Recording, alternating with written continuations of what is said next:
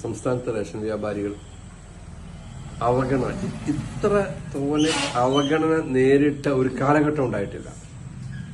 അതുമാതിരി വാഗ്ദാന ലംഘനം, ഉദ്യോഗസ്ഥ പീഡനം, ഈ ഒരു സാഹചര്യം, ഈ 3 മുദ്രാവാക്യങ്ങൾ നിരത്തിക്കൊണ്ടാണ് റേഷൻ വ്യാപാരികൾ അനിശ്ചിതകാല സമരത്തിലേക്ക് പോകുന്നത്.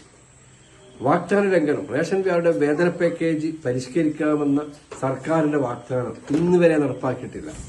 ഞങ്ങൾ വിശദീകരിക്കുന്നില്ല.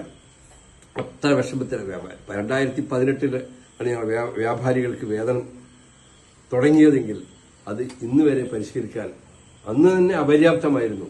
പരിഷ്കരിക്കാൻ സർക്കാർ തയ്യാറായിട്ടില്ല. ഈ ഓണക്കാലത്ത് എല്ലാവരെയും സർക്കാർ ചേർത്ത് പിടിച്ചു.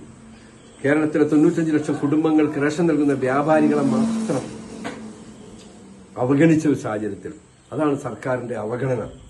ബഹുമാനപ്പെട്ട ഭക്ഷ്യമന്ത്രി ഞങ്ങൾക്ക് ഒരുപാട് വാഗ്ദാനങ്ങൾ തന്നു. ഈ വാഗ്ദാനങ്ങളൊന്നും നടപ്പാക്കാത്ത സാഹചര്യത്തിൽ, വാഗ്ദാനങ്ങൾ നടപ്പാക്കുന്നില്ല എന്ന് മാത്രമല്ല,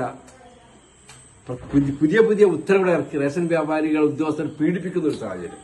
ഈ ഒരു സാഹചര്യത്തിലാണ് കേരളത്തിലെ റേഷൻ വ്യാപാരികൾ വാഗ്ദാന ലംഘനം, അവഗണന, ഉദ്യോഗസ്ഥ പീഡനം, ഈ മുദ്രാവാക്യങ്ങൾ ഉന്നയിച്ചുകൊണ്ട് സംസ്ഥാന വ്യാപകമായി കേരളപ്പിറവി ദിനത്തിൽ അനിശ്ചിതകാല സമരം പ്രഖ്യാപിക്കുകയും അതിന്റെ മുന്നോടിയായി 7-ാം തീയതി ഒക്ടോബർ 7-ന് നിയമസഭാ മാർച്ച് നടത്താനാണ് ഞങ്ങൾ തീരുമാനിച്ചത്. കേരളത്തിലെ റേഷൻ വ്യാപാരി സമൂഹം ഒന്നടങ്കമല്ല, സംസ്ഥാന ഭാരവാഹികൾ, ജില്ലാ ഭാരവാഹികൾ, താലൂക്ക് ഭാരവാഹികൾ അടങ്ങുന്ന ഞങ്ങളുടെ നേതൃത്വ നിരയാണ് ഈ മാർച്ചിൽ പങ്കെടുക്കുന്നത്. അതിനുശേഷം സംസ്ഥാന വ്യാപകമായി അനിശ്ചിതകാല സമരവുമായി ഞങ്ങൾ മുന്നോട്ട് പോകും. ഇതിനുള്ള കത്ത് സർക്കാർ നൽകിയിട്ടുണ്ട്.